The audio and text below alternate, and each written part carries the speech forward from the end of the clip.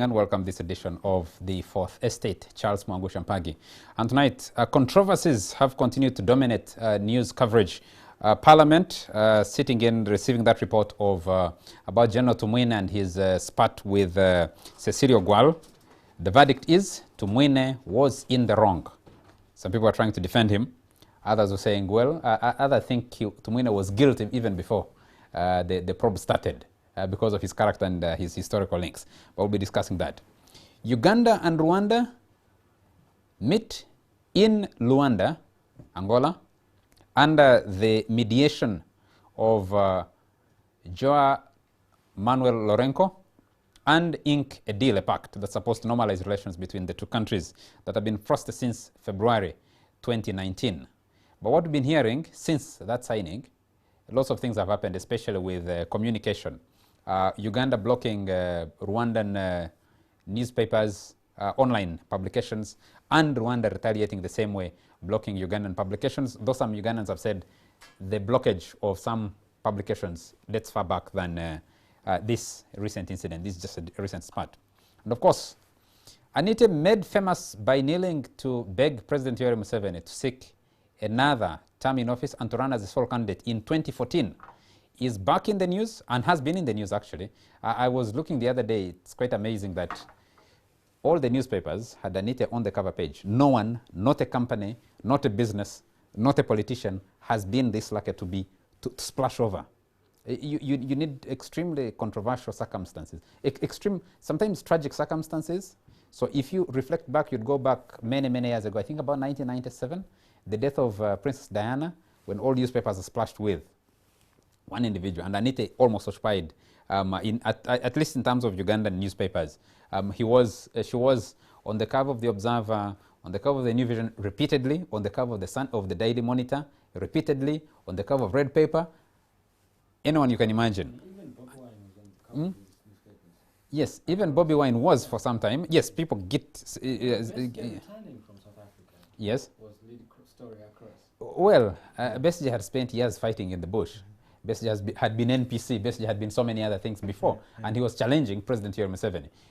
Anita is, and Bobi Wine is challenging President Museveni's incumbency. So maybe that would explain why they get that much coverage. But Anita, we'll discuss that. With me tonight, I have Agatha Athaire. Agatha is an independent journalist. Very nice to have you. Good to be here too, Charles. And a lawyer. Thanks, Charles. We have Kenneth Anderson Lukwago. Kenneth Anderson Lukwago works with Radio 1, has spent years reporting at Parliament and produces Spectrum on Radio 1. Very nice to have you, Kenneth. Thank you for inviting me, Charles. And we have Yusuf Serunkuma. Yusuf is a researcher, is a columnist with the Observer, and we're supposed to be calling you doctor, aren't we, one of these days? You're pretty close there. Not too far from now. Not too far from now. Yeah. Very nice to have you, gentlemen and lady. Thank you so much. Let's start with this Anita story. It comes to me as intriguing as they come. Yusuf, I want to start with you. Why is this an important story? Or do you think it's an important story? It's a very important story at so many fronts. First, there's a time in the life of human beings when they cease being private or small individuals, that they represent constituencies far bigger than their individual selves. So that their speech, their silence, their non-verbal cues represent larger constituencies further than they could ever imagine. The example I can give is Julius Caesar. Mark Antony comes when Julius Caesar is killed and he says, "Oh, what a fall that was, that in him, you and I and all of us fell down." That was the murder of Julius Caesar. And Anita has reached a level of tragic characterhood. She's like a hero, a heroine of some tragic credentials, that if she were to die, her death alone would have larger implications for this country. Really? She did not only, as you said in your preamble, she did not only kneel, was the candidate that knelt, begging Mr. Museveni to stand as a sole candidate, but she too happens to be the Minister of Investment. Investment is a big thing in this country. Like most of the people who have money who want to do business in this country have to go through her ministry. I know there's a duplicate ministry in State House, but have to go through her ministry. So those two things and come together and present her as a hero of some sort. So her death is threatening, not herself alone, but all those that, the history that she represents and the constituency that she represents. And when I say the constituency, I don't really mean Koboko. I mean the investment portfolio. Like, I'm sure she has so many people who have approached her personally, asking her if she could give them favors as Minister of Investment, or she could help them, say, negotiate tax breaks. Some sort of interests are embedded in her by virtue of the office she holds. So she's such a character. Like, she has a level of herohood that you've never imagined. So if there are threats against her life, it's a big deal. I have strong opinions about this, but I'll hold them for the moment. Kenneth, let me come to you. Yes, Charles. You and I know, practicing as journalists, the one, Anita didn't invent the Museveni sole candidature in 2014. She was a vessel that delivered it, a character that was chosen to act that role for that moment. You and I know it. If we know and we have analyzed President Yoweri Museveni and the way he runs this country, he's the ultimate decision maker. So the actual Minister for Investment, as Yusuf, contrary to what in my opinion, to what Yusuf says, is not Anita. If Museveni said, I want this to happen this way, or give this person this other deal, I don't know if Anita would have a say. And I think when she's complaining about mafia, she's actually saying there are many other people who can walk past the Minister of Investment and either deliver investors where they're supposed to be delivered, or make decisions where I'm inconsequential. So is Anita such a big story? Why is it such a big story? Well, or a big deal? Anita becomes a big story because of the background to what actually we are discussing. And the fact that she comes out strong to make noise apparently about people who actually want to steal from the large population. So basically that makes her a big story, because by simply coining the words that she uses, she managed to appeal to a different class of people. So many people actually think that there is deep corruption within government, and that there's so many people who have been untouchables. So when she comes out to ruffle feathers with some of these people, the Rukutanas of this world, Keith Muhakanizi, and a number of other people, you clearly see that she represents a certain voice. People who have always been complaining, people will always tell you that there is corruption in government, but people are not being touched. So she comes out and actually says there is a mafia in the government. And by simply saying that, she appeals to a certain section. We may not take away her political weight as well, because much as there were so many people within the NRM, she took the mantle to actually do what she did. Very many people have criticized her for kneeling down to actually present that motion that eventually was supported by the NRM caucus with a view of having President Museveni as the sole candidate of the party, by simply taking on that mantle. And the negative energy plus the positive energy she could have moved from the NRM and from the opposition, it makes her a certain symbol of thought. So anything that comes around her, whether it is death, it may bring happiness to a certain section, and it may bring sadness to a certain section of people who actually believe in the NRM and what she actually embodies. So she becomes a story simply because she represents different types of settings in the political game, but also in the ongoing controversy about UTL. Then maybe lastly, she also comes out as somebody who has an ear, who has the ear of the president. If you look at the exchanges that she had in writing with the Honorable Rukutana and the Auditor General's chambers, and eventually the court actually sort of ruling in her favor that there should be an audit.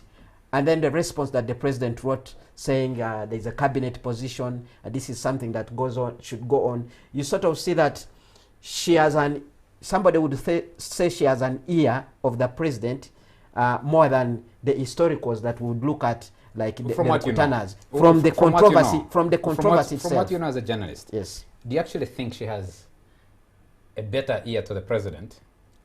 She has better access to the president than Rukutana would? From what you know? Well, from the workings of the president, sometimes you would underestimate certain people, because I've had so many people who have worked closer with President Museveni. They will tell you he's a person who does not underestimate any individual, much be it somebody who is trying to come up as an opposition figure or something like that. So while we may look at Anita as a small individual in a bigger political pot, she could actually be somebody who holds a certain influence, and therefore she could be somebody who has an ear of the president. Agatha, what's your take? Is Anita, it is a big story because you have made it a big story.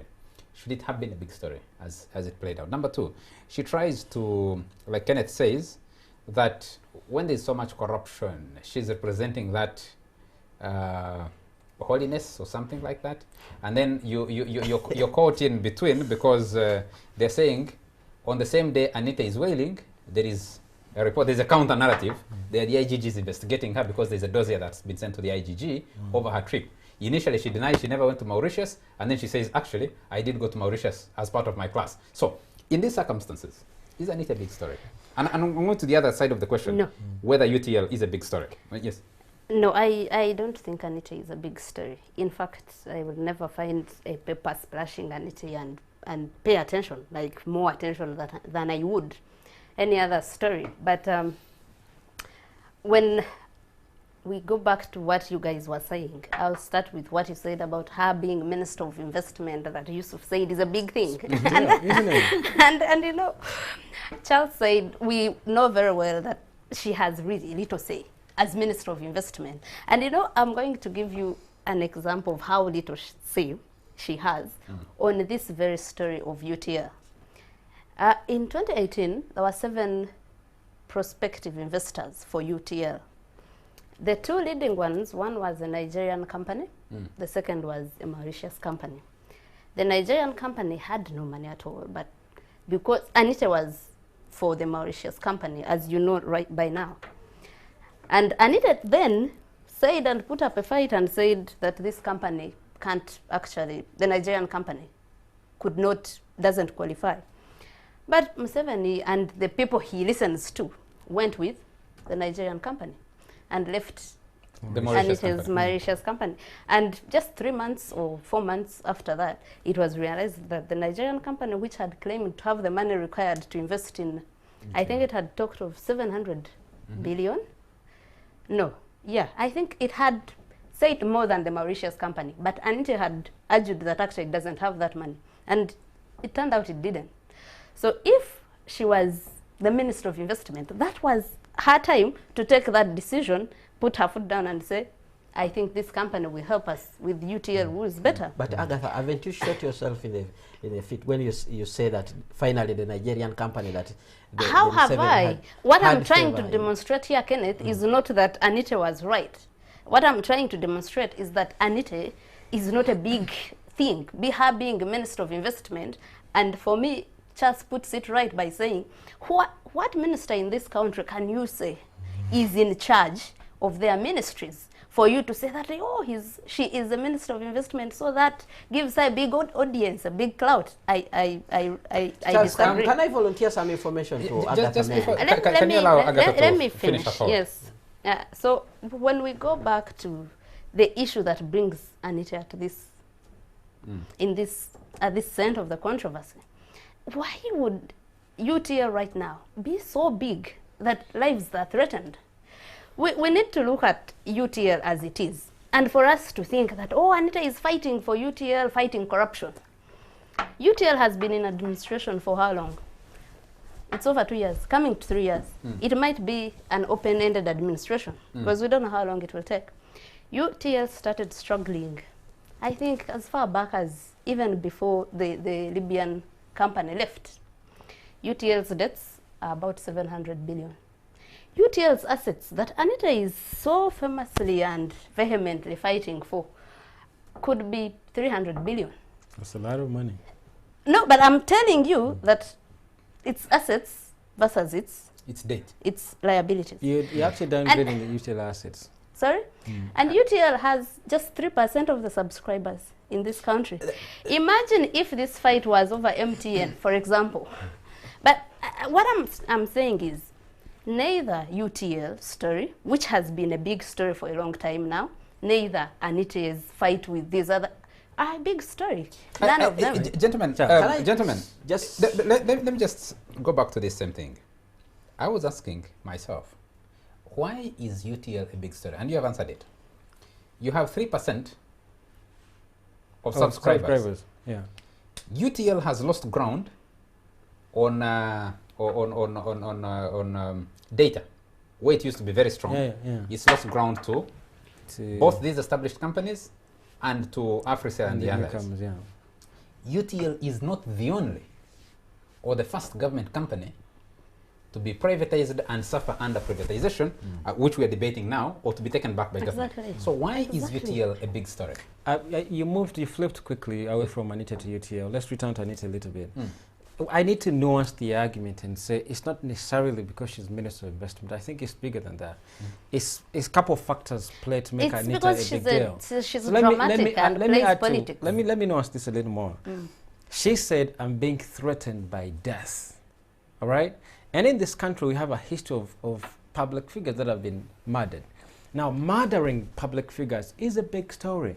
Riding on the murder of Abiriga, the murder of Afandechimia, the murder of Kawesi, these were big shots in government, working for government. Some were security themselves and were being murdered.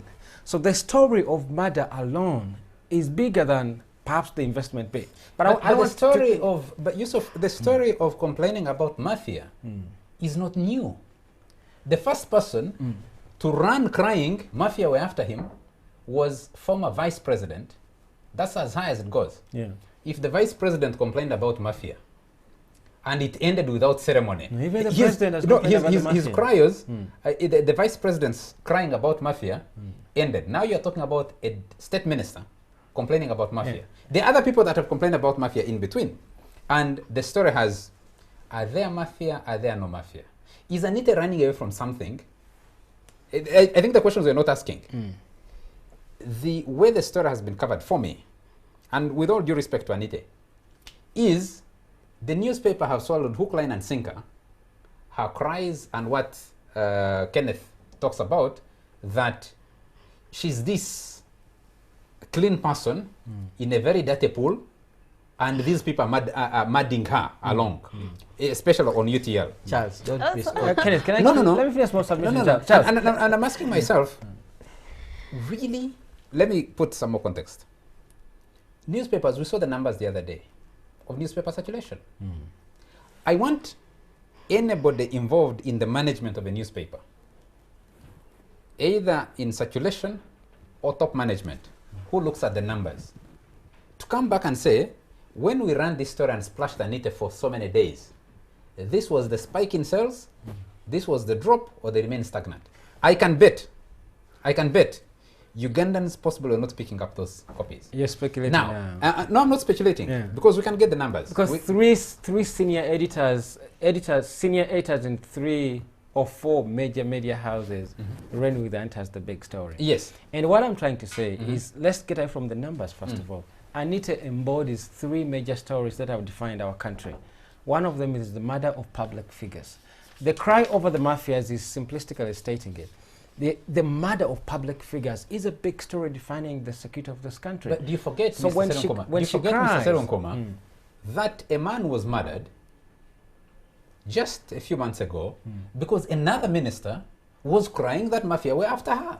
And there's no accountability that has been given to the death of that young man who was killed because Minister Aida Nantaba was crying mafia were after her. But from from where I started, that Yes. the death of an ordinary person in anywhere is not the same as the death of a public figure.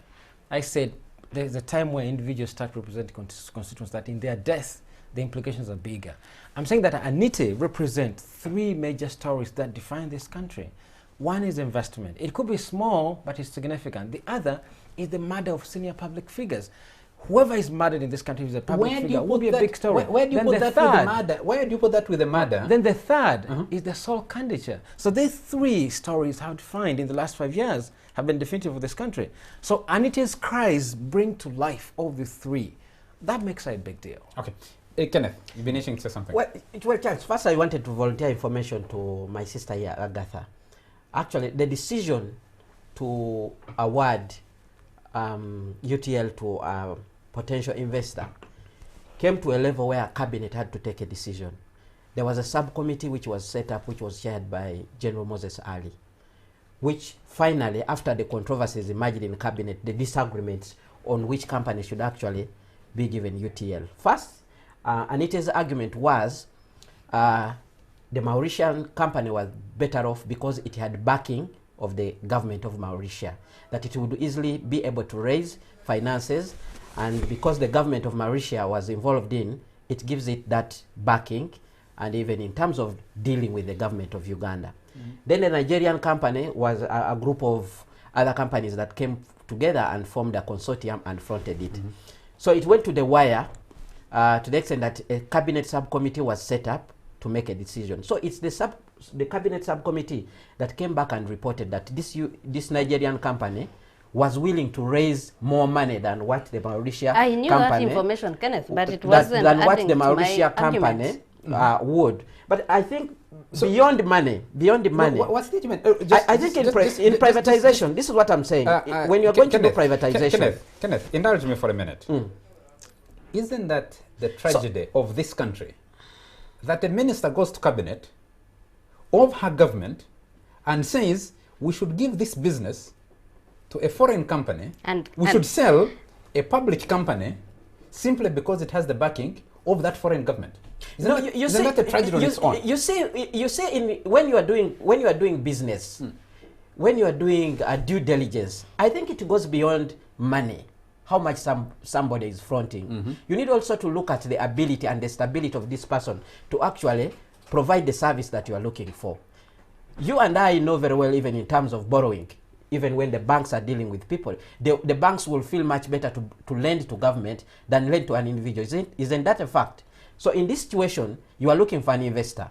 And an investor comes with the backing of a certain government and says, we have a backing of our government, we will be able to raise the finances, we have the technical capacity, and this is what we are putting on the table. And then there is another group that comes and says we have the money, and then at the end of the day it turns out that they didn't even have the money. I thought that if Anita was an important factor... What I'm trying to say is that the decision on who should take UTL as Minister for Investment. Was not a sole decision of Anita alone. It does not matter. Because what you are saying is that... It does matter because you made an argument but you're not allowing me to finish. It matters because you made an argument that if Anita was so powerful, she would have made the final decision on who should take UTL. And I'm telling you, it went to a cabinet level where a subcommittee was put in place. It means there was a discussion in cabinet. Agreed with who? And the subcommittee went with the Nigerian company, which eventually had no money. It disagreed with Anita. The company which eventually didn't have money. It all goes back to... For me, this means if you're talking about cabinet and people with influence, whether the Nigerian company was dead broke, there are people who were able to move both cabinet and the subcommittee to see in a direction different from Anita. But so what is the argument here? But the bigger picture becomes actually that very group of people could be the very people she's talking about as the mafias. Yes. And that makes Anita a big story. The same question you're asking Mr. Seru here. No. You are not demonstrating how Anita becomes a big story by saying that actually subcommittee. But you should learn to let other people talk. No, it becomes a big story because he's resisting us against a certain group of people who are trying to wrestle it to another direction. You realize, Kenneth, that we long moved away, even in our reporting, from the merits and demerits of who is chosen to run UTL. We are talking about Anita's wailings, saying people are after her. And the background, like Yusuf put it, yes, the background is she's this girl who knelt to beg for in Ngoma during that lunch, and then the Chankwanzi to get President Museveni. And my argument is any other person. Yes. I know how, I followed the story of the removal of term limits. in 2005. I followed the story of the amendment of the constitution to remove, to get Museveni to run as a sole candidate. And we know the story of the amendment of Article 1052. The real actors do not even sit in Changwanzi. For the sole candidature, some of them sat in Changwanzi because the other party that they wanted to get out of the way was Amama Mbabazi. Now, how that transforms Anita into a larger than life figure, and I want to put this to you, Agatha, as we move on. If President Museveni drops Anita tomorrow in a cabinet reshuffle, will the world shake? What will happen? What will happen if Museveni, if we're thinking she's a big factor both on UTL and what would happen, you think, from previous experience? She won't be murdered, right? He will lose the votes in West Nile. He will lose votes of Ugandans that Anita has fought for. but equally the same. But Charles, I think you're being unfair. You're swinging the debate in the wrong direction. There have been been people who were powerful in this country. There have been people who have been powerful in this country, like Amama Mbabazi. They were sacked from cabinet. Did the world shake? No one is saying. So why are you pitting it against Anita? If Amama Mbabazi was the guy, at least in cabinet, who would make a decision and say, I will explain to the president. I know he did that when it came to Uganda deploying in Somalia. Amama Mbabazi went to the Americans and told them, we shall deploy in Somalia. And the Americans asked Amama Mbabazi, they said, are you sure? Is the president agreed on this? Said, we shall deploy. Will Parliament agree? He said, we shall deploy. I'm telling you, we shall deploy. Of cabinet ministers or people who have held cabinet positions, I know Amama Mbabazi would take a decision, and that decision would convince, when he still had the favor of the president, would get the president to listen to him. Majority of the other people in cabinet, from what you and I know, is that, especially Anita, will not go and tell the president, Mr. President, I think this is my proposal. Government of Uganda should not sell UTL. Government of Uganda can. This is my blueprint for the revival of UTL, and we can run it competently because the argument has been it's a strategic company that government of Uganda needs to keep control over. So the argument that another foreign government, Mauritius or the Nigerians are taking away, or the Mauritian government is backing the Mauritian company, for me, in a real argument of the Uganda that we know, doesn't hold. Charles, and that's my opinion. You are actually reducing Anita's mega size to a singular story. Because I don't think she's mega size. I don't think she's big size. I want to understand the three editors from the three four main newspapers, why they set Anita as the lead story. My friend Rosebel Kagme raised the question, I meet your friend, I'm sure she's friends of yours too. Yes, she is. Raised the question that, because there was a story of the truck that ran into... Actually, it was first raised by Uganda. Henry Uganda. And 21 people were killed. Whether the story was would have been bigger than the anti-story. And let's try to put Anita in a proper context. You suggested to Agatha quite speculatively that if she were dropped, being dropped doesn't make any sense. But this is being murdered. Yes, they're different. And you talk about you just take a picture. If a man was to be murdered, it would be a different story. Being dropped is being murdered by let's not speculate. Let's not create stories that are non-existent. Excuse me, Yusuf. Yeah. I want to be clear that no one, not me, not Charles, I'm very sure, wants Anita murdered. Yeah, that not be the issue here. We are saying, in these threats of murder that have been happening, which are real. Some are perceived. No, we've seen people die. I'm saying some are real, some are perceived. We have also seen others say they are threatened, but nothing has happened to them. They are still around. And in the process of their threat, other people's lives are in danger because they are going about their lives, and people are saying they are threatening their lives, and so we are saying, should this whole I am threatened thing be a political gimmick for people to just say it, and because we need to interrogate it. We need to investigate and see is Anita's life threatened. Let's take a short break and we'll pick up this. I wanted to ask you a question. Yes, I'm coming. We'll conclude on this after a very short commercial break. We'll be right back.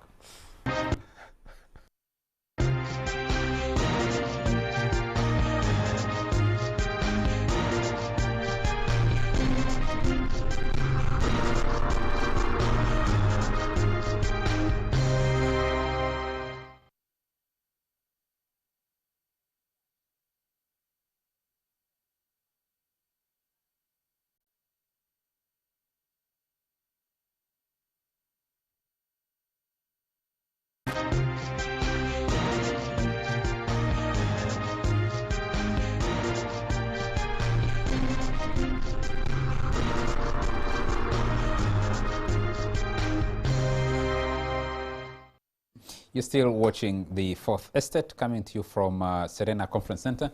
And we're discussing the controversy sparked by Evelyn Anita, Member of Parliament for Koboko District, former Youth Member of Parliament representing Northern Uganda, and State Minister for Investment. She says people are after her life, and there's a mafia that operates in government and wants to finish her off.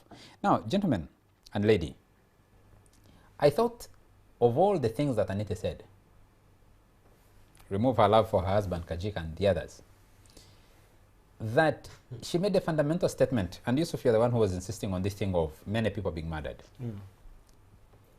To invoke the death of Francis Ayume, former Attorney General, former Speaker of Parliament, and to justify a case, and to invoke the murder of Abiriga to try and make her case. She's trying to appeal to a constituency that you talked about. She's going back to the base in West Nile to say, look, we're being targeted. Now, for me, a fundamental question would have been to ask, since she made those statements, has anybody in the Uganda police or anybody asked her about the killing? Because she alleges the death of, for example, of Ayume.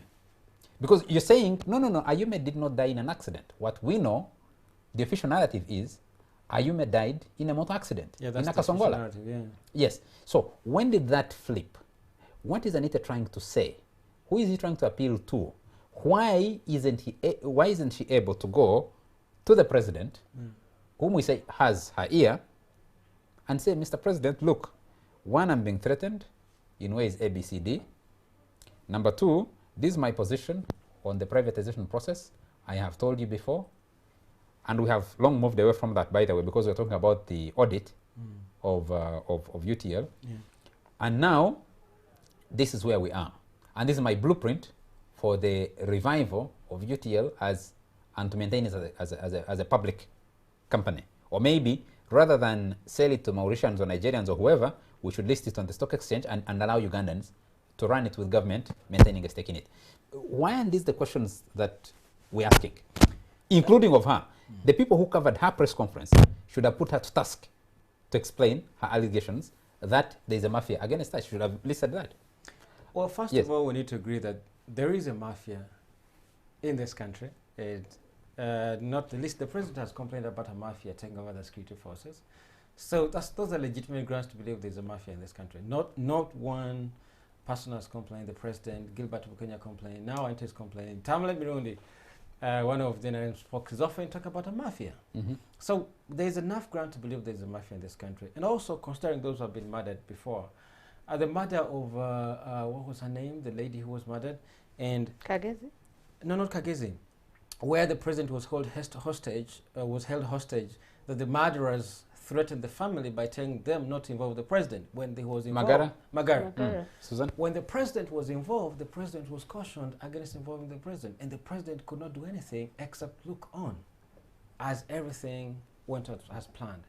But that is where do you draw the line between existence of criminal gangs that operate outside of government and a mafia running the government? The amount of power that was displayed, the level of sophistication that was displayed by the Susan Magara murderers was quite high, up there, that it's difficult to call them petty criminals. To the point that they know every single... No, I didn't call them petty criminals. I said a criminal gang existing outside, or criminal gangs existing outside of government. Both are scary, but the amount of sophistication and connection they show, that a single phone call the president, they will know about it, they'll call the family to say, we'll tell you not to do it. Now, if the president could not do anything except informing the family that he was murdered, that's quite scary. But I want to return to the thing that you put together. And are you surprised that President Museveni could not do anything when he was held hostage by the mafia? You say he was held hostage. He did nothing. He was He has done nothing. He has done nothing over this controversy between Anita and the so-called mafia. But you said something interesting about the claims. Is he still being held hostage? Is he still being held hostage by this situation? Would you say? let me first return to this one about Francis Ayume being murdered and that Anita making the allegation that she could be she could die under the same circumstances under which Ayume and Bidiga were taken out. We know, as scholars, not as journalists, that the original producer of fake news is the government. Governments across the world are leads in bringing out fake news to the public. So when Anita claims the official narrative about the murder of Ayume was fake news, as a scholar, I would believe her. As a journalist, maybe not, because she will give you evidence. But I know that fake news doesn't operate in a vacuum. It has a history. So when she makes the claim against the official narrative, I think it's a legitimate claim. But also when she moves on to the Abiriga narrative, I could be murdered the Abiriga way. She's believable because actually Abiriga was murdered. The officer, Afande Chirumina, told this country over and over again that I'm going to be murdered. And he was murdered. The Muslim scholars that were murdered over a long period, they often told government, and they were even given a security reinforcement, but they were still murdered. So that's enough ground to believe Anita. But also moving on to her appeal to what you call the tribal card. Like, you run back to your country and say, hey, look, we're being targeted. If it's a sin, it's not original to her. All right? The original creator of the sin, you can say, is our president. Because if you look around his security wing, his entire security outfit is filled by clansmen and tribesmen. So if Anita is now remembering, though, by the way, the best providers of security are your tribes people, I think that's legitimate too. So if it were to be sinful, that's not original to her either. So I think these things combine, it ensures that Anita is a target. But moving on very quickly, I'll finish on this. Moving on very quickly, I think we glossed over the story of UTL. All right, when we said, Agatha here said, it's just 300 billion Uganda shillings in terms of assets. But we need to appreciate this, that the story of the sale and takeover and private benefit over government parastatals is long in this country. And perhaps UTL remains it's the only still standing government parastatal, right? All of them were eaten. We know they were not sold off, they were eaten. When privatization came, the men who had just come from the bush found an opportunity to help themselves to resources. UEB, Uganda Railways Corporation, or Kolo, nobody owned a private house in Kolo except people worked for government. Now all these are owned by individuals. All right. Now the still standing parastatal is UTL.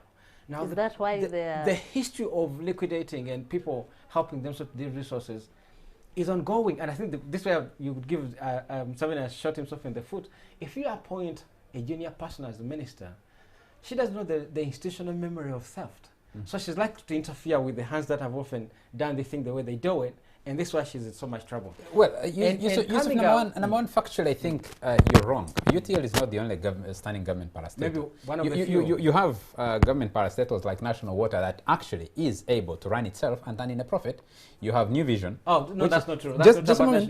Just a moment. No, that's not true. Just a moment. Let's get the record straight. Just a moment. That's not true about National Water Security Corporation turning in profit. There's so much PR going on. There's so much evidence to this. And I'm sure it may not turn in a profit, but it's delivering a service. And a good service. I disagree. I mean, if in we can debate that. We can debate that. You have yes, government sold itself out of banks, but it's been able to run it. I think it runs Pride Microfinance or something like that, and they're able to run their government, but they're not in the controversy that we're meeting every day. Now, that is not important for me because we know yes, government is corrupt. Privatization has been riddled with corruption from beginning up to today. But when do we draw the line and say, as journalists, and say, well, Anita realized they're closing in on her, and then the easiest thing to say, the most believable thing to say, is cry wolf. Mafia is after me, and then everybody's supposed to back off, or there is substantiality. Supposed to pity her, she's the victim now. Charles, what is it supposed to be? Charles,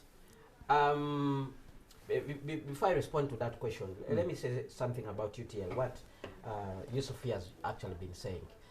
A reputable company, PricewaterhouseCoopers House. PricewaterhouseCoopers. Thank you for the correction. Was actually contracted by government to do an evaluation to see whether UTL was still valuable or not. It came out with a report and actually said UTL was valuable. Bemanya, who is currently running UTL, the administrator, did also post after a period of 2 months did also post a profit, which actually indicated that if UTL was better managed, it can still be kept afloat, and if there was a level of investment put in it, it can actually stay afloat and provide competition to the already existing telecom companies that people are already complaining about. And he invited Anita to launch phones to be assembled by UTL. From the start, we need to draw a line. Is UTL valuable or not? We have been told UTL has assets, which includes land, which are in strategic areas across the country. We also know government took a decision to hand over the backbone, the national backbone of the internet, a project in which we spent billions of money to UTL.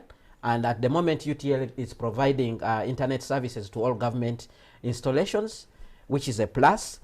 And I also think that if UTL was capitalized and it came back into business to provide a service in terms of telecommunication, it still be a plus for this country. Thank you. Thank you. So therefore, thank you for a moment. Thank you for a Mm. moment there. Why then is the biggest fallout over UTL? One, over Anita's desire to fire Bemanya from administration. Two, to conduct an audit. Three, to sell, not to recapitalize UTL. Okay. Why is that the debate? Why is the debate over who is sold to? Whether Mauritians or Nigerians? Why is that the debate? The original reason why Anita was pushing for the dismissal of Bemanya was because Bemanya was rejecting attempts to do an audit, which now court has ruled that an audit I must thought he had occur. also disagreed on who UTL gets sold to. Wait, he had backed the Nigerian company. That one had been taken at a cabinet level, and I think from that side there was no noise from Anita on who should take over the UTL. The thing was, the entire debate now was sparked over on whether there should be an audit in UTL or not. That is why the discussion took that direction. And we also know that, and we also know Bemanya. This is the guy who had posted a profit, you're saying? Yes. And we also know that Bemanya has up to 23rd November this year to go back to cabinet and actually say this is the person we have agreed upon who should invest into UTL, or go back and report and say we have failed to handle the process. Here is your vehicle, UTL, take care of it. So that's why the discussion about who should actually capitalize or invest in UTL is not happening now, because there's still an ongoing process to find a suitable investor. Okay. So that's why I'm saying that situation. Now, can I respond to Kenneth before he finishes, talking about the audit that was done about its profitability and what?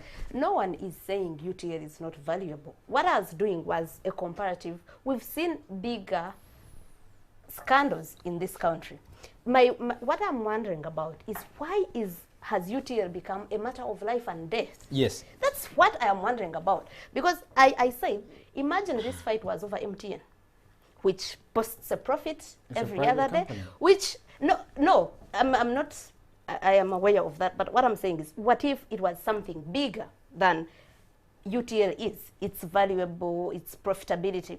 But this is UTL, which has been in existence for about 19 years. Of those 19 years, you can count the years it hasn't been in crisis. And that's a fact. So if it's to sell it, why hasn't government done that so that it moves out of this perpetual controversy? Hold on, perpetual controversy. If it is like Charles asked, if they think it's a strategic company for government, why doesn't it recapitalize it, run it better? Why is it a 3 billion asset worth UTL? Why has it become a matter of life and death for ministers to even be threatened over me? That's what I don't understand. And for me, that's another question, Kenneth, yes, to you. That we as the media now, what in your view, and to you, Yusuf, what are the questions you're not asking about this story? Well, she has asked some of those questions. What are the questions we're not asking? Okay, some of the questions we are not asking, for instance, is the process of identifying the potential investor in UTL being carried out in a modern, open transparent manner. No, can I ask for Kenneth another question? For instance, instead of cabinet, No, I need us to move on to another topic. Instead So of- I need instead you, of- you, you instead just of put the cabinet. questions that we are not asking. yeah, To help our viewers. I'm also asking myself, instead of cabinet taking the lead to try and do single sourcing, can they make a public announcement, an advertisement that we are looking for Can I ask another suitable people who Yes, can ma'am. actually come and recapitalize or become partners with government to be able to revamp UTL? Those are some of the questions. Because if, Okay, thank you. if that issue Thank was you. addressed, then we wouldn't be having One Agatha question. wants to ask a One question. question. If Anita's troubles are because of UTL, her life being at stake, why is it at stake now when court has already ruled that the audit Can go on. will go on? Because whether Anita dies or not, the audit will go on. So the person who wants to kill her over UTL would be so stupid to kill Anita when there's a court order saying the audit will go on. Why are her killers targeting her now when even killing her wouldn't help them if they want to? Yusuf, what are the questions you're not asking? You don't have to answer that, by the way. One of the big questions we're asking is how valuable is UTL? I think, a friend of mine put out a book in 2013 on privatization. And one of the most outstanding things that for me in that book is that most of the data on privatization was forged. That international valuers conspired with government valuers and gave us material that these privatizers were failing. Yet in actual sense, they're actually doing well. So one of the things that I think as media has to ask is how valuable is UTL? And I think, this is my hitch, but I'm so strong about it, that UTL is more valuable than MTN, any other company that is private owned in this country. Because their coverage is nationwide. The other companies don't have, many of them are latching onto UTL antennas across the country.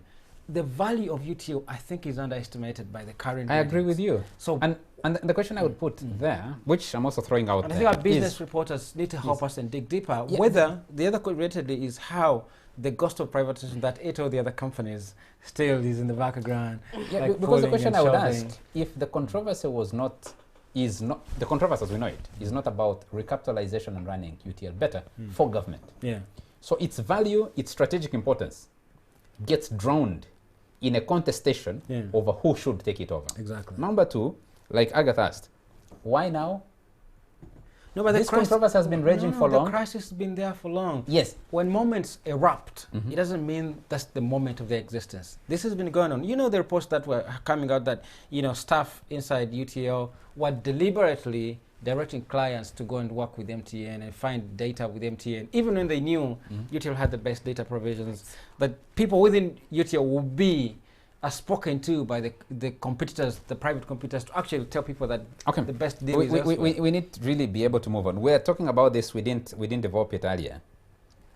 Would the tragic death of people in Rubirizi, at the time we are covering Anita Big, made a more compassionate, more national, more important story than the Anita story?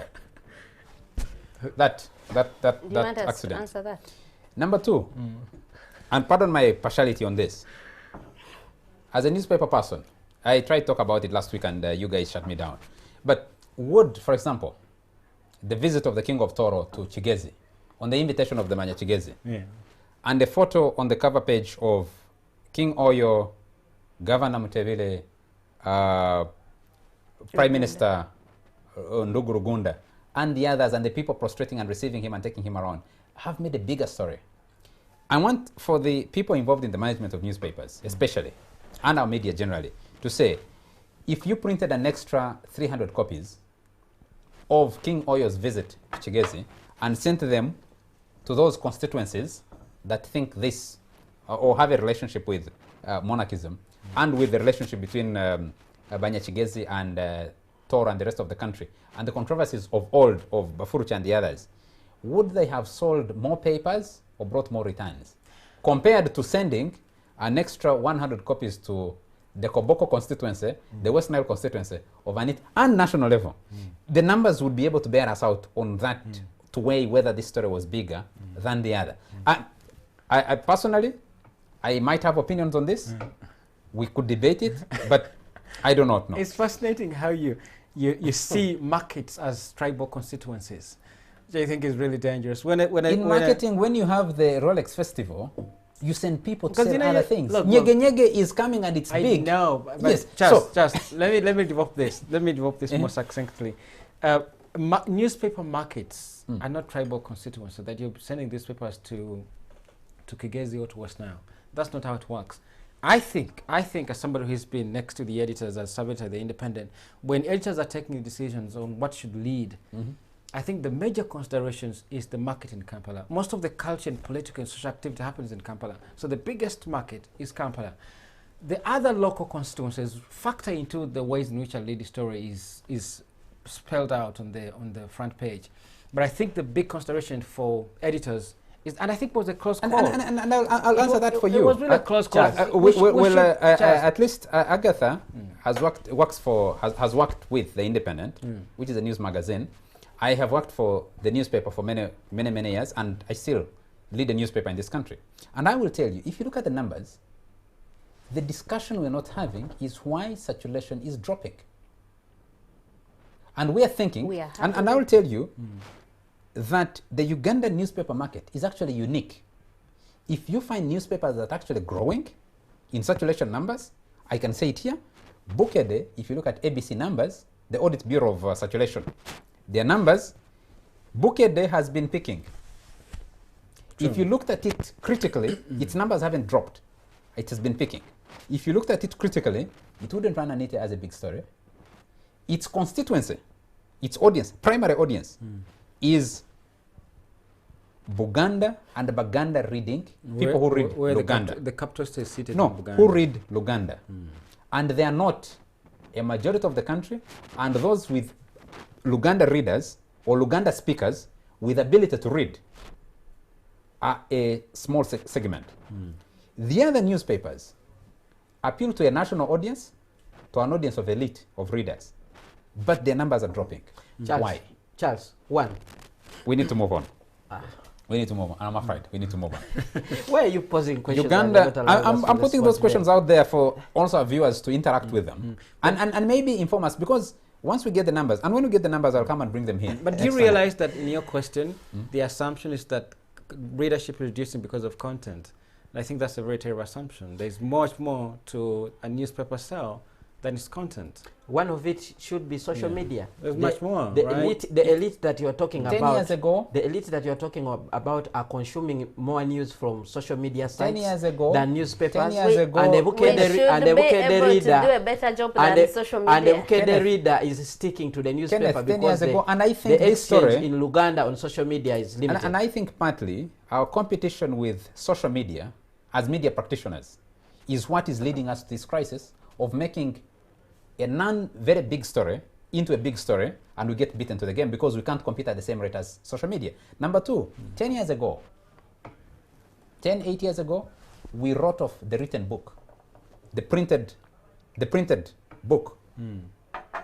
People said, no, Kindle has come, we're going to be reading our books online. Today, the written book is still rolling the market. And newspapers that had closed off their printed versions have gone back to printing newspapers, meaning that we have more questions to ask ourselves on how we choose our stories than we're asking ourselves at the moment. You know, we need to move on, gentlemen. The assumption, let me say this, the assumption that the problem with readership is content, I think is like 10% of the contribution. And I think you'll need maybe, because the ABC figures don't help us to understand. They state what is there, but they're not studies. They're just records of what's actually selling. Somebody will have to do a grounded study on what is going on. But I think it's much more than just content. You see in other markets, they will even, this one, they'll weigh even audiences. How much audience do you have? I don't know how much audience we have because we're discussing Anita for this long, but we need to move on. The controversy, the other major story of the week was the rapprochement between the government of Uganda and the government of Rwanda under the mediation of Joao Manuel Lourenco, president of Angola, in Luanda, where President Museveni and President Paul Kagame shook hands, exchanged a new accord. The contents of it are fairly interesting to read. And with President Etienne Tshisekedi as co-mediator, and I think, was it Sassou Nguesso was Lorenco. No, Sassou Lorenco is the Nguesso was, mediator. Sassou Nguesso attended. Attended, Now, did you see? We will be moving into a break shortly, and we'll come back and pick this up. But did you see Lorenco as the mediator? Did you envisage that Lorenco would be the mediator of a conflict between Museveni and Kagame? Did I think he would be an effective mediator? No, because to many he came as a surprise mediator. Did you foresee? Or did you foresee this? And what did you make of it? Well, I don't know why in our East African region no one volunteered to intervene. I can answer that quickly.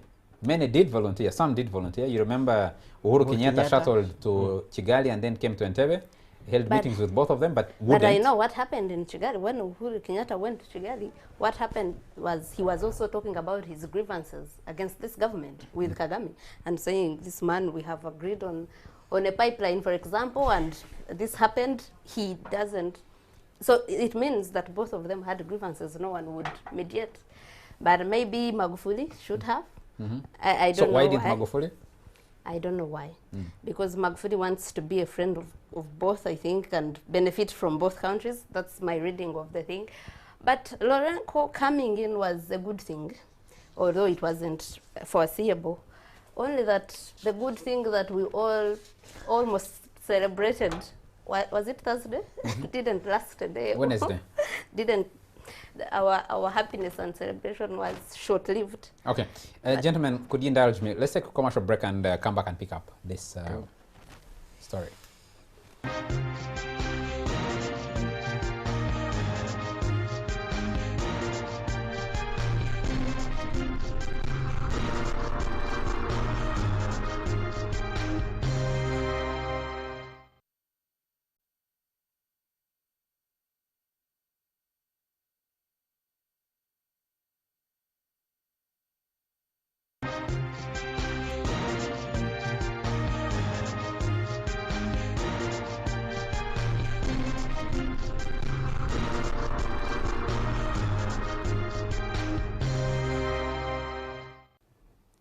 Welcome back this last segment of the Fourth Estate. And the agreement inked in Luanda between Rwanda and Uganda over the spat that's been going on since February is actually longer.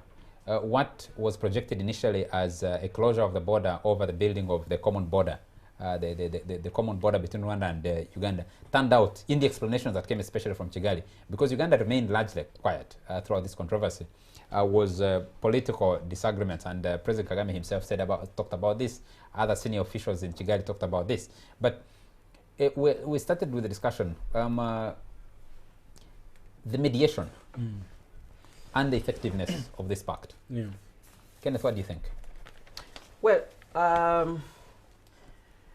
the mediation to me came as a surprise, because if you look at the people who are actually doing the mediation, one would consider them to be outright juniors compared to Museveni and Paul Kagame, because you're dealing with a president of Angola who has been in office for something like 2 years? 1 year, 10 months and 25 days at the time of the inking of that deal. Yeah, because he came into power in September 2017. Yes.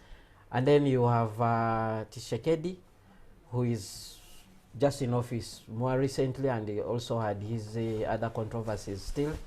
But then you find that these are the people who have been able to actually put President Museveni and the Kagame on the table. And there is a school of thought there that actually thinks that perhaps the culmination of these talks did not come as a result of these gentlemen actually going to Luanda to discuss this very matter. There are people actually think, if you talk to some people around, people who follow closely what is happening in the Great Lakes region, they actually tell you the original intention of this meeting was to discuss security, which was becoming a problem in the region because of the attacks from the Islamic States jihadi group that has an association now with the ADF, and operating from the bases in Angola, connecting to DRC,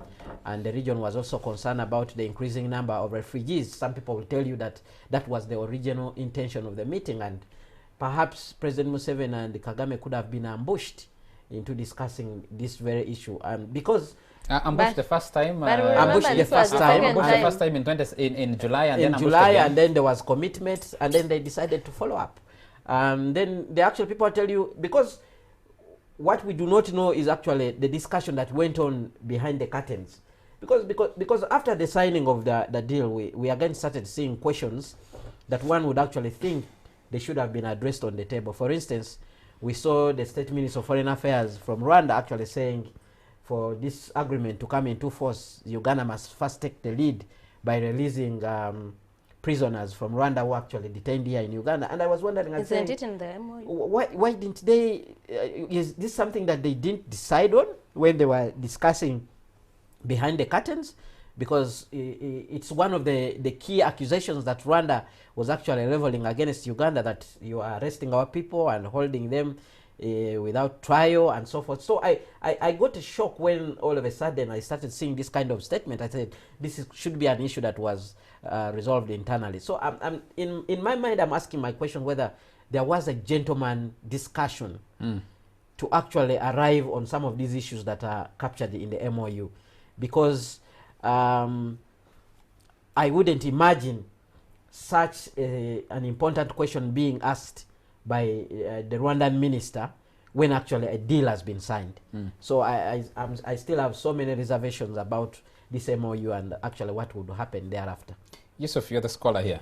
Help us understand this. Yeah. One, the mediation, the mediator, and where the mediation was done, and the co-mediator is critical here for our viewers to understand. People have been asking questions, and whether this pact will actually hold.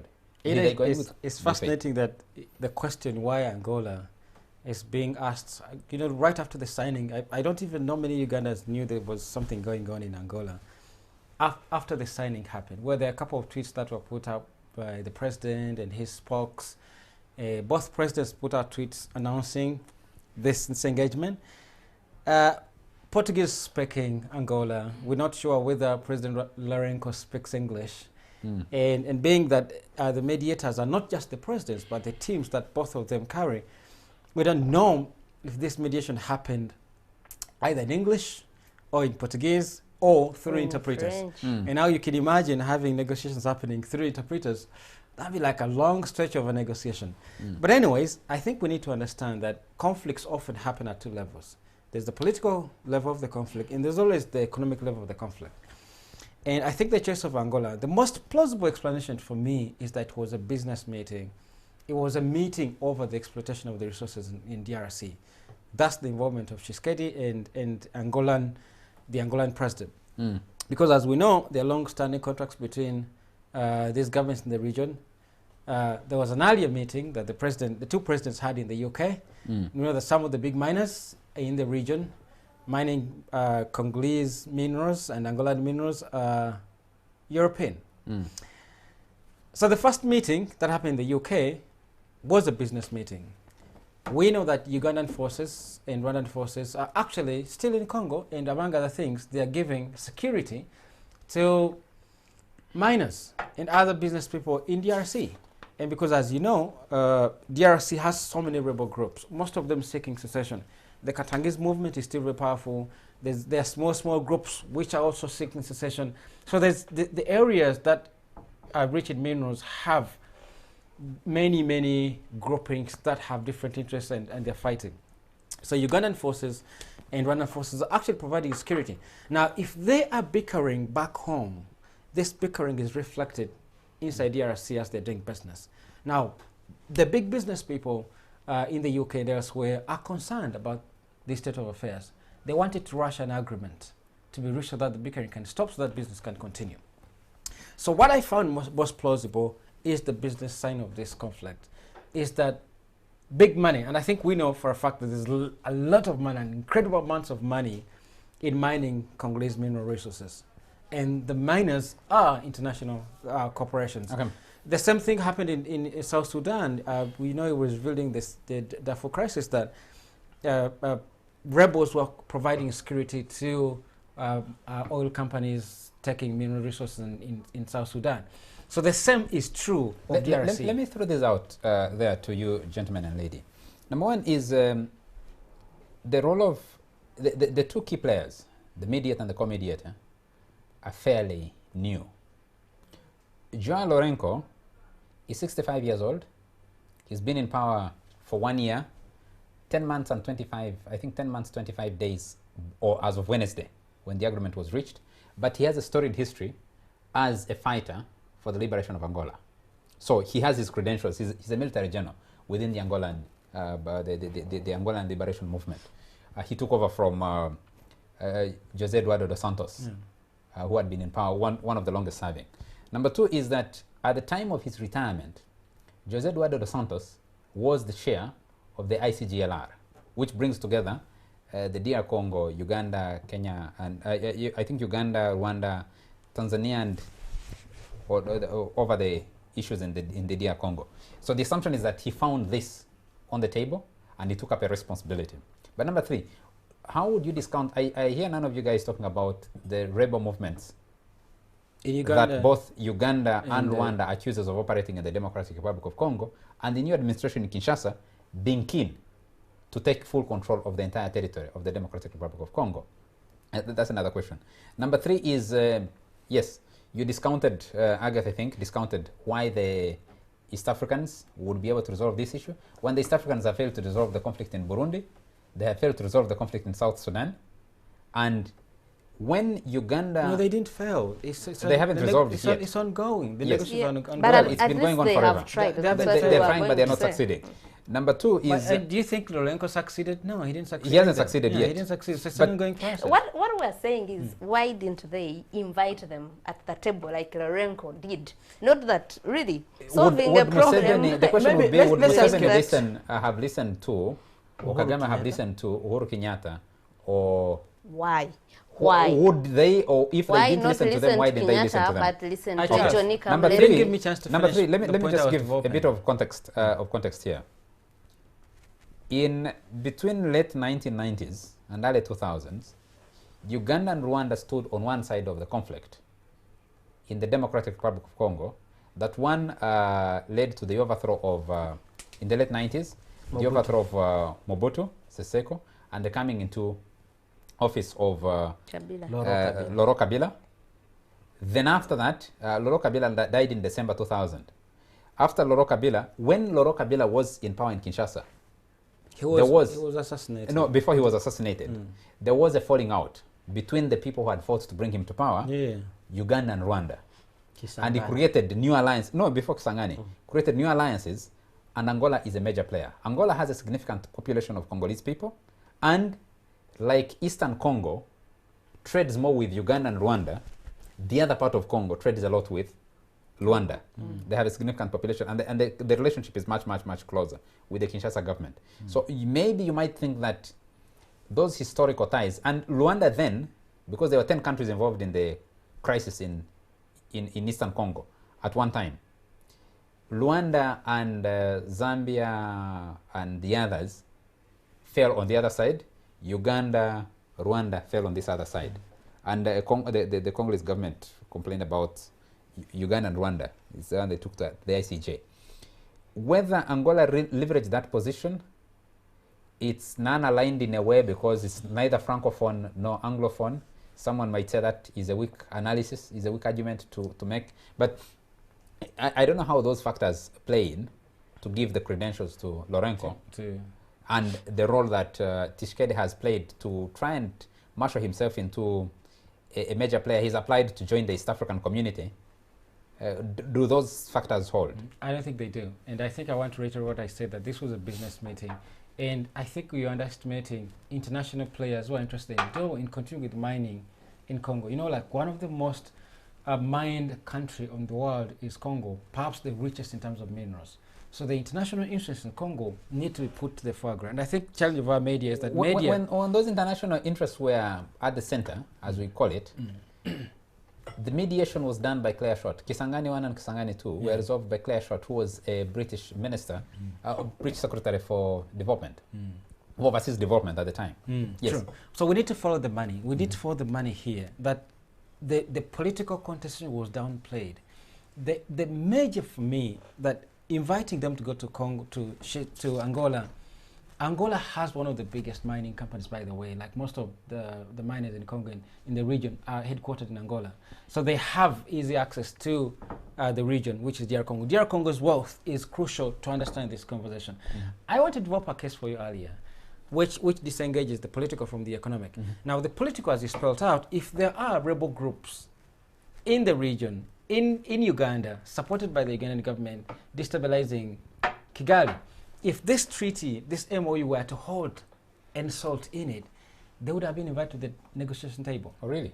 Because they are actually involved in the act of destabilizing DRC, rather Kigali. If you want this pact to be holding, they have to the negotiation to say maybe you should stop. How is that defeats me? How you Because bring here's the thing, you and claim define rebel groups. because there are legitimate grievances in Kigali about governance. I think what Yusuf is saying, can Yes. there be a holistic solution to the problem without involving the people who are seen to be the players behind the backs of the two Gentlemen, main I think one protagonists? question we haven't asked or we haven't answered, and the MOU doesn't answer for me. What is the quarrel between Uganda and Rwanda? The MOU, the accord that was signed, doesn't answer that for me. But I'm keen to move on because we have two other topics. It does, because it argues that we should, at least we have a confirmation for the first time, these two countries agree that we've been trying to destabilize each other. They say, we will henceforth refrain from supporting subversive activities against the government. We So need, we have we, a we, Do we we need to have move a on. confirmation? Well, they actually It is in admit the to it. MOU. It is It the is, MOU. it is in the accord. Yeah. I mean, We need to move on. The they could have admission that just we have. ignored and said, okay, let's get this And done we with. haven't discussed in better detail the what next. But, No, but we what next haven't. when we already have, like you earlier said at the beginning of this very topic, we are already seeing sharp exchange Okay. taking place. We are hearing media sites being closed. And then there is that task of putting in place a commission chaired by foreign affairs ministers from both countries to be able to finalize the details on how the border should actually be open. And Okay. it's something We that need is to very move on. surprising. Gentlemen, two major topics that we'll need to comment on, and gentlemen and lady. And I'll start with you. You choose which one you want to start with. I'll throw them out. Traffic accidents. That tragic accident in Rubirizi district. The truck killed over 20 people. One of the unfortunate victims is a gentleman, I think, comes from Kasese, a taxi driver who had actually gotten out of his taxi.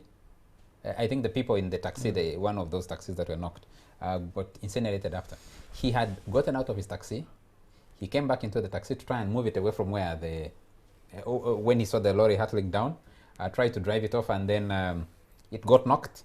Then he came out to try and assess the damage before It exploded. it exploded, and he died. And the other people who died in those houses, from what I've been told, actually saw the lorry coming down, and they were watching, but they didn't have the presence of mind or the tragedy, as tragedies play out, to run away in good time and run away from where They they didn't were. foresee the They didn't foresee explosion. that it would end up the Explode. way it ended up. But this is not the only accident. We've had accidents involving YY coaches on the Eastern Uganda route. And I don't know what explains this and what can be done or what is being done to try and minimize them. We had a mapping of black spots before. Are these black spots where they've been? I don't know. That's why I'm putting the question to you guys. I think the efforts that had started of Fika Salama were a good initiative. It was a good start, because I think when Fika Salama started, we saw a decrease in the number of accidents until it became also a money-making venture that people would just stop road users to get money, and I think the president intervened and they slowed down. I think the problem in this country concerning accidents is more on the discipline of the drivers, of the road users, than on the roads of black spots, if you ask me. Because when you look in the city alone and you see how taxis drive, you see how they park, you see how they get back into the road with no regard for other people coming at what speed. And the other day I was talking to someone as within the cars we drove. Some of us fear to drive, overtake in wrong positions when traffic officers are watching. But there's a habit, there's a trend that big cars, Land Cruisers, will just pass and no one stops them. They rarely stop them.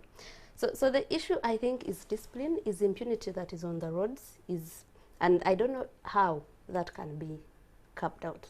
I don't know what can be done, because we have to get stricter rules, more stringent than we do. And the fines and the penalties have to be also more stringent than they are now. Okay. Yeah, I don't Kenneth. know if I agree, because I agree with Agatha here. The biggest driver is the quality of the drivers that we actually have on the road. For instance, the driver should be able to tell whether the vehicle they're actually moving around with is in good shape. In this case, the fuel tanker failed to brake. That's an indication that perhaps there was a problem with its mechanism. And also it tells you the speed at which probably he was racing, going through a populated trading center. So it all goes back to the driver. And I think there's need to step up, probably to look at the types of drivers, especially who are handling such explosive material. I think they should be of a certain standard, especially now that we have even an industry coming up, the oil industry. We need to be very careful what kind of people we have. But also we need to also look at options of actually transporting inflammables. I was speaking to Honorable Irene Muloni just this past week in regards to that accident, and she was telling me there was a plan to construct a product transportation pipeline, but because of the cost involved, after an assessment was done, it came out clear that the cost of actually transporting using the pipeline vis-a-vis the trucks was much higher. So they decided to abandon the project. And then we also need to look at the quality of the vehicles. Why haven't they been looking at the railway? It's been on and off. I know the discussions are on again. The railway, the SGR actually, might come on. She said the strategy that they are now looking at is to transport fuel using barges through Lake Victoria to then they will find a way of taking it to our fuel reserves in Jinja. But also it doesn't address the issue of these long distance drivers. For instance, I know there's a policy requirement that fuel trucks should not go through busy or populated areas. But and there was a discussion about them moving during the day or during the night. During the night, but still, even locally here, if you look at how petrol stations are mushrooming, how fuel depots are being built where people are actually residing, you still think there could be actually a bigger disaster. Okay, thank you. When you look at how we are doing things. Both Agatha and Kenneth have concentrated on the accident in Rubirizi. No. You didn't get My discipline and issues with drivers was also on these other accidents that have been happening. The accident, like the bus accident. You know, how many trips a bus is trying to make? Charles, one driver. I want to step out of the accidents. You need to step out of the forest so that the trees, so that you can see the forest. And I want to theorize a little bit here. You need to step out of the forest so that you can see the trees. You need to step out of the trees so that you can see the forest. Okay. Otherwise, you could be stuck in the trees. So I want to step out of the details and just look at accidents as a general thing. And I think it's a governance question. Theoretically, when people pass over their sovereign to a state, the idea is the state has to teach them discipline in the ways in which they're being governed. Governance is the process of engineering people into particular ways of relationships. Now, those relationships are learned over a period. Our friend Andrew Mwenda used to say, before he became converted, as the president said one time, that the ways in which border riders ride through traffic lights is the same ways in which the president of this country runs through term limits. When I used to see them out, and I think it's a good way of thinking about because I don't think it's the way, it's the regulations we have. I don't think it's the number of personnel we have on the roads. I don't think it's campaigns like Fika Salama. I think it's a governance question. Our communities have not been engineered into respecting discipline. And I can tell you, I think you can tell the condition of a country, you can tell the governance of a country through the behavior of its motorists on their roads. That the ways in which this country is governed, you look at, take for example, we're always paying off, I'm sure you've given a bribe to a traffic officer, haven't you? I'm sure you have, No, right? I haven't. You haven't? I don't. I have. I've given a bribe to a traffic officer. But that doesn't mean he hasn't made No, any I break traffic offenses. rules, but I don't bribe for. But you know, if you come to parliament, if you think that parliamentarians are the traffic officers regulating the ways in which this country has run, they're in the habit of taking bribes, and rules are broken every single day. So it's replicated. You know, like it's a learned process. If you come to your home, the way the head of the family behaves is the way the kids are going to behave. It's a very terrible imagery, but there's a relationship that theoretically, the way we learn from the governing structure of the country. I think, and Charles, I'm sure you've been to countries that are governed differently. The behavior on the streets of pedestrians, of bicycle riders, of other motorists, is indicative of the ways in which that country is governed. Thank you. I think one other thing maybe you didn't touch on. If you're driving in urban spaces, it touches on everything that you guys have talked about. And out of nowhere, a siren is blaring. And everybody's scampering to give way. You have to find where to park. To find where to park, to give way to somebody. And then you see it's a vehicle without... Yeah, it's a vehicle with an ordinary number plate. It might be bigger in size. Then it has these flashing lights. And you're wondering, it has no escort, or maybe it has escort, and you're wondering, wait a minute, who am I supposed to give way? Who am I not supposed to give way? Yeah. Who's supposed to carry a siren? Who's not supposed to carry a siren? And the traffic officers on the road never stop this. Or someone comes and out of nowhere, they turn on the siren. Charles, I think that falls in the governance aspect. It's a governance aspect, it's a discipline aspect, it's a discipline issue that you're talking about. It's an impunity thing. And then, because if I'm going to be pushed off the road in heavy traffic 1, 2, 3 times, because I'm moving from wherever I stay or to another destination, I'm going to think twice about whether I should also be respectful of the same traffic rules. If everyone else is breaking them. And it's a question that never gets answered. And it's not just breaking road rules. Yes. The rules that govern society. If you see them broken in different spheres, it's replicatable. You're going to do But I want to disagree with Yusuf if we have time. What's that? I want to disagree with you if we have time on that. Like you used an imagery I paint a crisis of parents, head of the family, and children. But we are not children. People who drive on those roads. Imagery. But first, wait. What I'm saying is, we should take responsibility. I don't think it's right for us to blame everything on governance, because that, you know, the crisis that creates is that we will keep doing wrong things, and you know, after all, at the end of the day, we'll blame the government, because what stops a right-thinking adult person from seeing that really you're in jam? If you go into this other lane, there's the other cars coming through here. Like, it's a discipline issue. Nelson Mandela said during the apartheid struggle that although he thinks that people who are born with the traits of bad behavior and becoming thieves, but he thought that many people were forced into theft by the ways in which they were governed. Really? And I want to think, and Charles said the same thing here. He said, if you are a law-abiding, ordinary individual driving on Kampala's roads, and you're very respectful of the idea of giving way, right? You stay in your lane, and twice, thrice, you see somebody, like the siren goes off, and it's not a number. I mean, but even the other question is, let's talk about people who are driving red number plates, or whatever other number plates, and they have escort cars on either side.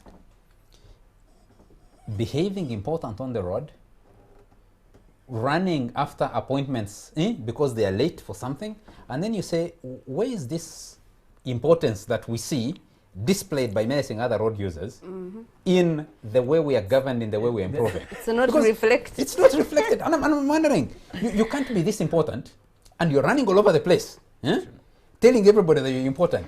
And your importance is not reflected in what you deliver. I think governance is an issue, but we are not going to solve it by shifting and putting the whole blame on governance. We are not going to teach road users to change their ways if we still we leave the blame only on that one I, side. I think I agree I entirely think with Agatha that sometimes common sense is absent in us. But common sense is learned, Charles. No. It's not a given. Common sense. You see, you're a narrow road. You're on a narrow road. You're moving from Lumumba Avenue around Housing Finance, sloping down towards Buganda Road. It's a narrow road. You decide to create another lane going down. And the vehicles coming down from Buganda Road and coming from Bombo Road cannot cross over and create a crisis. You're driving on Wampeo Avenue and you create a second lane because you're going down. And the vehicles coming up Wampeo Avenue don't have, I mean, it doesn't take a genius to think through this and say, No, it doesn't. yes, I might have doesn't. urgent business to attend to, It's really, but really it doesn't, because when I bad clock the traffic, mannerism. when I clock the traffic, which is a different discussion, by the way, traffic in town and road accidents is a slightly different discussion that we're But having. that's how But they Charles, drive even somebody has outside Charles, town. closed the governance structure, nobody can go out. Governance is closed, nobody goes that out. very scenario that you are painting Yes. is the very reasons why the laws were put in place Yusuf says, to punish those ones who are some errant. people have clogged the governance structure, the Because governance routes. society will always have that category of people, and therefore there must be laws. I think the sad part that Yusuf here talks about is that those who are supposed to enforce the law actually are not doing it. Well, next time I'm driving on the road, I would really love to see that the important people who want us to give way are actually doing important things that make this country and our society better. If they're not, I'm going to think twice about whether I should give way or not. And I've done that. A senior, a very top general here knocked my car. I have knocked my car because I was wondering, who is this trying to tell everybody to get off the road? But even the traffic Gentlemen, regulations do gentlemen indicate and who has lady, the right of way in this country. there are only Doesn't 3. it? So why would you But give everybody way? else, no, everybody Oh, else. so they knock you or come down So and beat you if up somebody because knocks you, and then they should be able to pay for There what they is, have done. well, the general, it was his driver. When we had a discussion, That's he said, the it's not me idea. who knocked you, it's my driver. But he was seated in the car. And he's the top general in this country. He knocked me in May. What happened after? Did you pursue What it? was his name? Eh? Did you was he? pursue it? I don't want to embarrass him. please. But Because did I- you pursue no, it? I spoke to him and he said, it is my driver and I'm given the driver. When I told to the people who manage his driver, they said, yeah, well, they were understanding of my situation. But for him, his story kept shifting. And I know he's watching the show. So we let it pass. And that's exactly the problem. No, it's not the problem. It is one It is part the of the problem. problem. It's part of the let's problem end you the and Agatha discussion. were talking Let's about. end the discussion with discussing another military general, top military general, Tumwine. Can the general, how will he get out of his crisis? He's the drama in parliament What has found crisis? Tumwine guilty, and his name was not disparaged. He disparaged the name of the speaker or something, and this He part was between not him and found Dokola, guilty of that, but was found guilty of assaulting. assaulting Cecilia Cecilia Ogwal. Ogwal. Yes. Now, these are some of the most senior citizens in this country, and this is how it played out. Let me start with you, Kenneth, because you are around Parliament more than, and I'll come to you, Agatha, and then Yusuf, myself. Well, we had a discussion about this very aspect sometime back when it came up.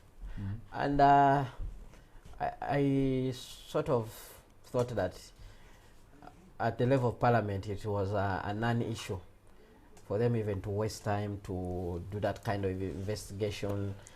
After all, we can see after even the decision was taken by Parliament, the General came out and said he's actually going to sue those who actually said that he had assaulted Cecilia. So this story is actually still running. We would want to see what kind of action will be taken against the General, or what the General will actually do. Because if it has been proven that there was an assault against a fellow member of Parliament, then there should be repercussions on the part of General Tumwine. Agatha, this controversy, and how Parliament resolved it? You started by saying, can the General get out of this crisis? And I asked, what crisis? And the reason I asked that is, one time I was seated in the Parliament gallery about a few years ago, and there's a report being debated either on the electricity sector or NSSF something. And people in the gallery, even people concerned were in the gallery, and they said, but what can they do? Like, it will be like the rest of these reports that are in this are debated and thrown there, because Parliament's reports are never implemented. All Parliament does is just go back and say, oh, we are disciplining you. What discipline measure did they recommend in that report up against the general? Nothing. So I think it was their way of doing things the way they always do them. We always think their priorities they should concentrate on, but they think otherwise. I don't see the general in any crisis, and I see their impunity and arrogance of historicals of we went to the bush and fought and we have the guns continuing. And we will get used to that at some point. We didn't mention that when we were discussing the Anita story, because he talked about the Maje. We have the Maje to contain the people power, and now the Maje is not available to protect her. Yusuf, there was a Maje at Arua Park. I don't know if that is the Maje she was talking about. I tend to think that General Tumwine is in the news because of what he is, right? The stuff that I started with about Julius Caesar being that his actions speak louder than his individual self. I think this is what we're witnessing, that he's being reported and is being scrutinized the way he's being scrutinized, not because what he has done is new, but because it's him. He's a general. There are not so many generals in this country. There used to be 5. Are there 4 now? They're like, some retired, but altogether they are like... We don't have so many generals in this country. Like, he occupies...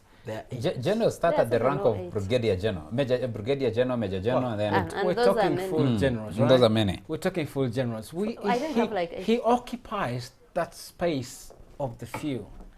All right. So for any of his actions, because even his private conversion were brought to the floor of Parliament. All right, because he's not an ordinary individual. He's somebody of a big stature. So this is why whatever he says is big story. Was it called assault against Cecilia Ogwa? Was it like, was it categorically called assault? Is the wording assault?